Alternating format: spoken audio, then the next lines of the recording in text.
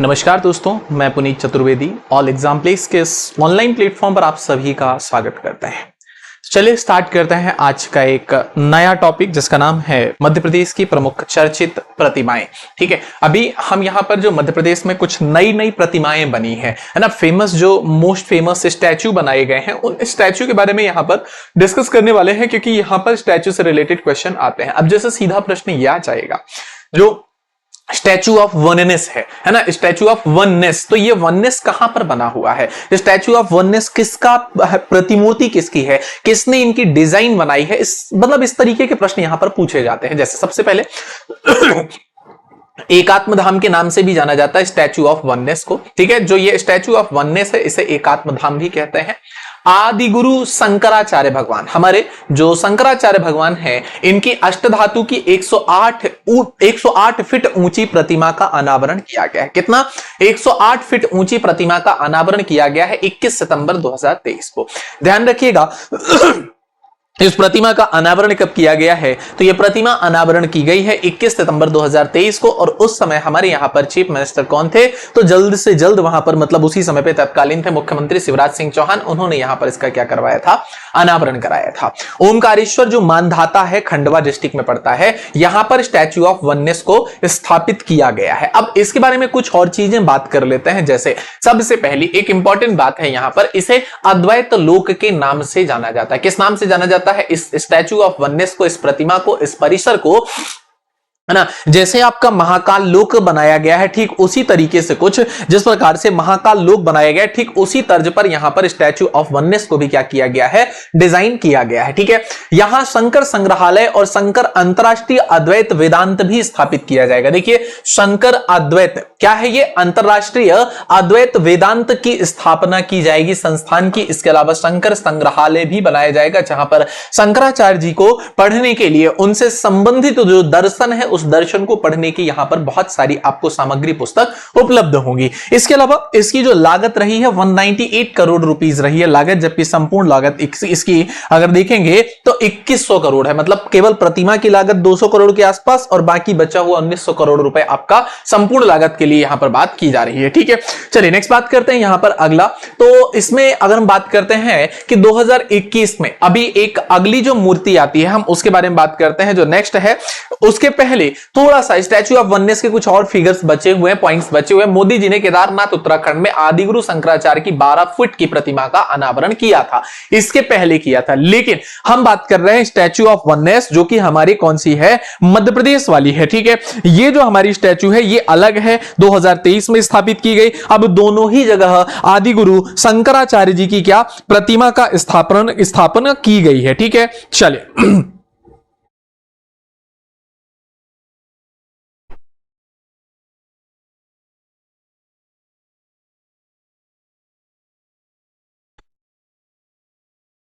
चलो ध्यान रहेगा ये सारी चीजें। अब इस प्रतिमा के वास्तुकार या चित्रकार कौन है? वासुदेव कामत साहब हैं। कौन है? वासुदेव कामत साहब इस प्रतिमा के चित्रकार हैं।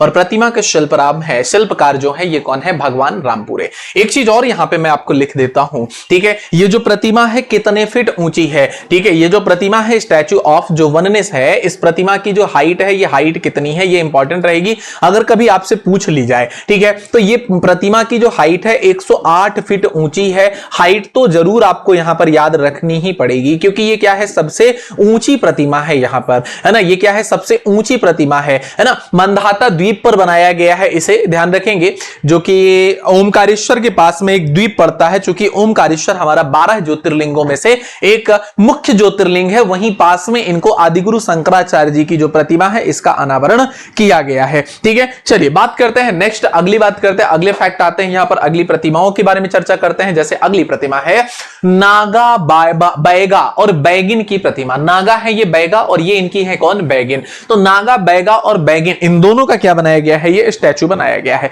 अब इस स्टैचू की अगर बात करें तो 1 फरवरी 2025 को मोदी पीएम जन मन योजना के तहत राज्यपाल मंगू भाई पटेल ने ग्राम जंतीपुर में मानव बैगा प्रतीक को समर्पित नागा, बैगा और बैगिन प्रतिमा का अनावरण किया है। अब देखिए इस अनावरण के लिए अगर हम बात करते हैं कि किसके द्वारा यह अनावरण किया गया है, तो हमारे जो राज्यपाल महोदय हैं इनके द्वारा इस प्रतिमा का अनावरण किया गया है। ठीक है, इंपॉर्टेंट रहेगा बहुत ही ज्यादा, क्योंकि अभी ये मध्य प्रदेश में इस प्रकार से नागा, बैगा और बैगिन की प्रतिमा स्थापित करने वाला ये पहला राज्य बना है। ठीक है, जिसने अपने यहां पर नागा, बैगा और बैगिन की क्या कराई है, प्रतिमा का अनावरण कराया है। अब बात करें अगर ये कहां पर ये प्रतिमा का अनावरण किया गया है, तो साहब इस प्रतिमा का जो अनावरण है, ये प्रतिमा कहां पर, बालाघाट के पास में इसका अनावरण किया गया है। कहां पर, बालाघाट शहर की बात करते हैं, बालाघाट डिस्ट्रिक्ट के अंदर इस प्रतिमा का अनावरण किया गया है ना।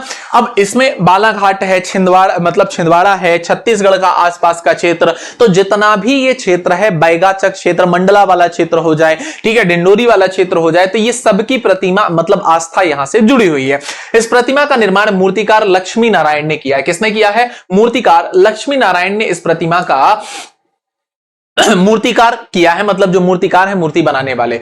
स्थानीय लोक कला एवं संस्कृति को यह प्रदर्शित करने वाली मूर्ति है। नेक्स्ट है यहां पर लता मंगेशकर जी की। अब हमारी जो स्वर कोकिला है लता मंगेशकर जी, है ना, इनकी प्रतिमा जो है इंदौर में स्थापित की गई है। फेमस पर्सनालिटी है, ऑब्वियसली इनकी भी प्रतिमा बनाया जाना स्वाभाविक है, तो इनकी प्रतिमा हमारे यहां इंदौर में ही स्थापित की गई, क्योंकि इनका जो जन्म स्थान है वो क्या है, इंदौर है। ठीक है, अब बात यह आती है कि जो इंदौर इनका जन्म स्थान हो गया, इन्हें भारत रत्न भी मिला है। ठीक है, इन्हें भारत रत्न भी मिला है, ये भी आप लोग को याद रखना पड़ेगा। 1929 इनका बर्थ है, लेकिन भारत रत्न इनके लिए इंपॉर्टेंट है, भारत रत्न जो कि इनको मिला है 2001 में। ठीक है, कब मिला है, 2001 में। नेक्स्ट है पीथमपुर में महाराणा प्रताप जी की प्रतिमा का अनावरण किया गया है। तो महाराणा प्रताप की प्रतिमा कहां पर मध्य प्रदेश में स्थापित है, तो मध्य प्रदेश में महाराणा प्रताप साहब की प्रतिमा जो स्थापित है वो कहां पर स्थापित है, पीथमपुर में। अब पीथमपुर कहां पर आता है, तो पीथमपुर साहब आता है कहां पर, धार डिस्ट्रिक्ट में आता है। ठीक है, चलिए अभी पीथमपुर में ही यूका का कचरा जलाया जा रहा है। आपको पता होगा यूनियन कार्बाइड का कचरा,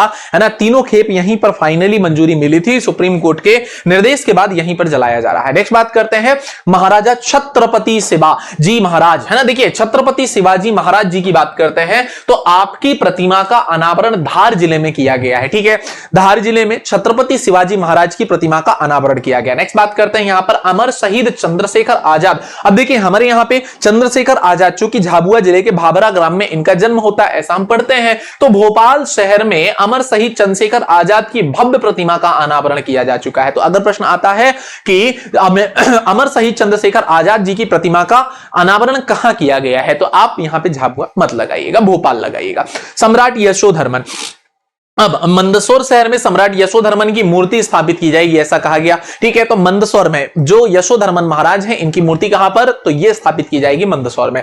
मंदसौर में अफीम होती है, मंदसौर में स्लेट का उत्पादन होता है। ठीक है चलिए आगे बढ़ते हैं और देखते हैं यहां पर। देखिए प्रतिमा में बहुत ज्यादा प्रतिमा ऐसा नहीं आपको पढ़ने को मिलेंगे, लेकिन जितनी इंपॉर्टेंट है ये पूरा मैंने सेशन ही आपका मतलब छोटा सा अलग कर दिया। इससे होगा क्या कि यहां पर आप एक बार, है ना, 10 मिनट 15 मिनट में आप पूरी प्रतिमाओं को एक साथ देख के कंप्लीट कर ले जाएंगे। अब मुख्यमंत्री सुंदरलाल पटवा जी की बात करते हैं, मध्य प्रदेश के मुख्यमंत्री रहे 68 के आसपास, है ना, तो मुख्यमंत्री रहे मध्य प्रदेश के पटवा जी। भोजपुर विधानसभा क्षेत्र के सुल्तानपुर में पूर्व मुख्यमंत्री सुंदरलाल पटवा जी की प्रतिमा का अनावरण किया गया है। कहां पर, भोजपुर विधानसभा में। भोजपुर विधानसभा मतलब कहां पे आएगा, तो ये रायसेन के पास में आ जाएगा। सुल्तानपुर में पूर्व मुख्यमंत्री सुंदरलाल पटवा जी की प्रतिमा का अनावरण किया गया।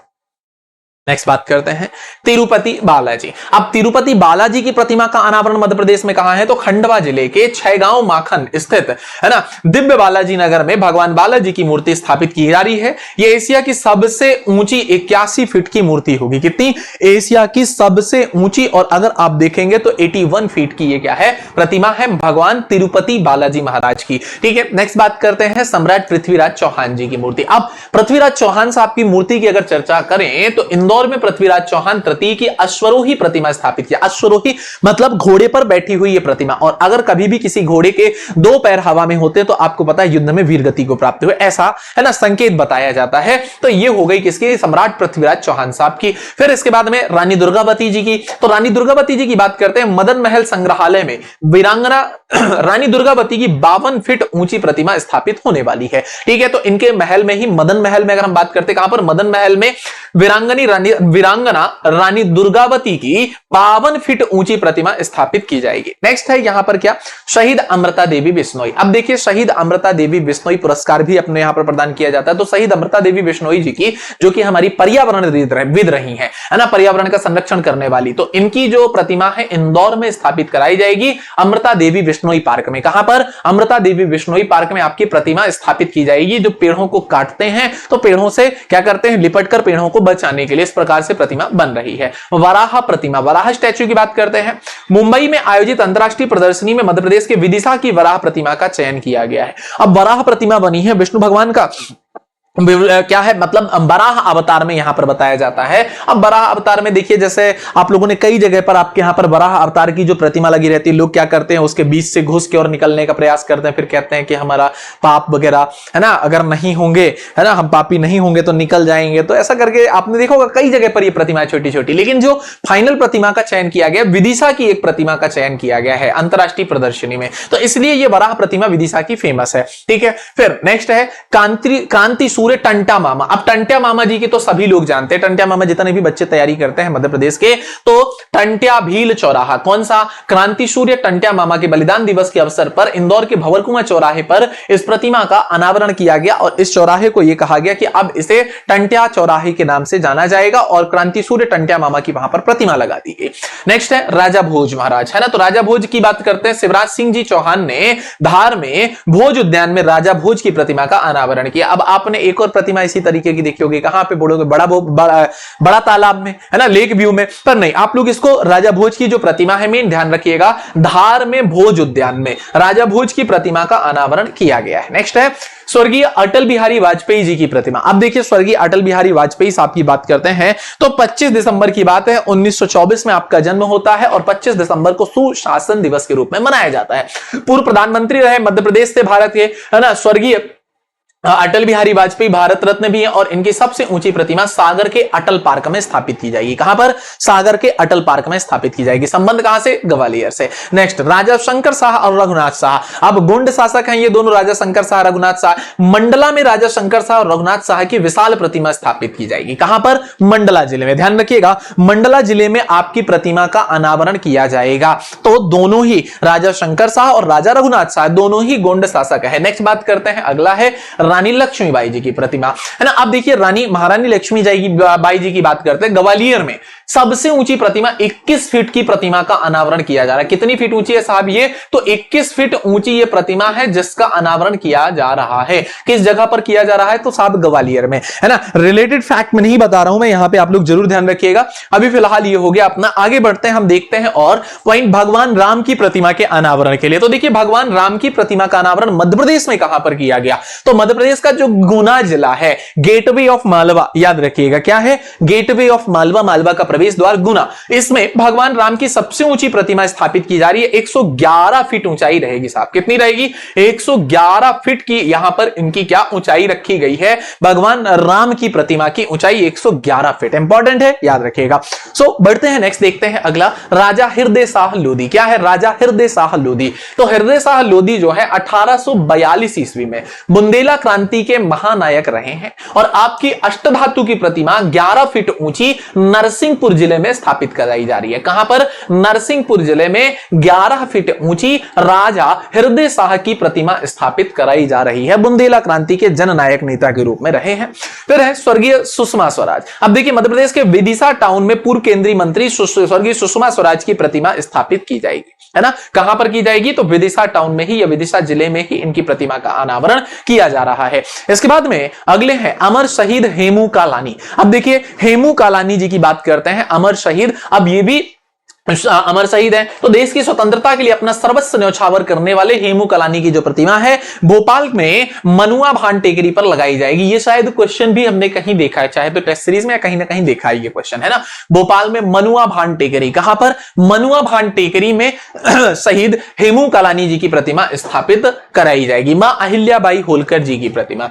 अब देखिए इंदौर और ग्वालियर में मां अहिल्याबाई होलकर का भव्य स्मारक बनाया जाएगा। इंदौर में भी बनाया जाएगा, ग्वालियर में भी बनाया जाएगा, दोनों ही जगहों पर मां अहिल्याबाई होलकर की प्रतिमा का अनावरण या उनका एक स्मारक के तौर पर यहां पर स्थापित किया जा रहा है। ठीक है, तो ये हो गई कुछ प्रमुख प्रतिमाएं, कुछ प्रमुख यहां के स्टैचू जिनके बारे में हमें यहां पर कंप्लीट करना था। अब जो नेक्स्ट सेशन होगा वो फिर मैं आपका टॉपिक से थोड़ा सा ऐसा रहता है जो करंट से रिलेटेड, मान लीजिए कि इन्हीं शहरों के नाम बदले गए कि मध्य प्रदेश में सभी शहरों के इनके नाम बदल दिए गए, तो वो सीरीज आ जाएगी आपकी। इसी प्रकार से मध्य प्रदेश में जितने अभी तक के फेमस पर्सनालिटीज जिनका निधन हुआ है हाल ही में, तो उनका एक अलग से देख लें। छोटे छोटे से ये पार्ट है, बिल्कुल 10-10, 15-15 मिनट के, तो इससे क्या होगा कि समय भी कम लगता है और आपका जो आउटपुट है वो ज्यादा निकल कर आ जाता है। ठीक है, तो एक साथ सारी चीजें आपको संकलित होकर मिल जाती है, ये आपके लिए कहीं ना कहीं बहुत ही ज्यादा उपयोगी सिद्ध होगा। परीक्षा में यहां से आपके प्रश्न अवश्य बनेंगे, इसलिए मैं छोटे अलग अलग करके टॉपिक क्या करता हूं, डिवाइड कराते जाता हूं ताकि आपकी ये परीक्षा में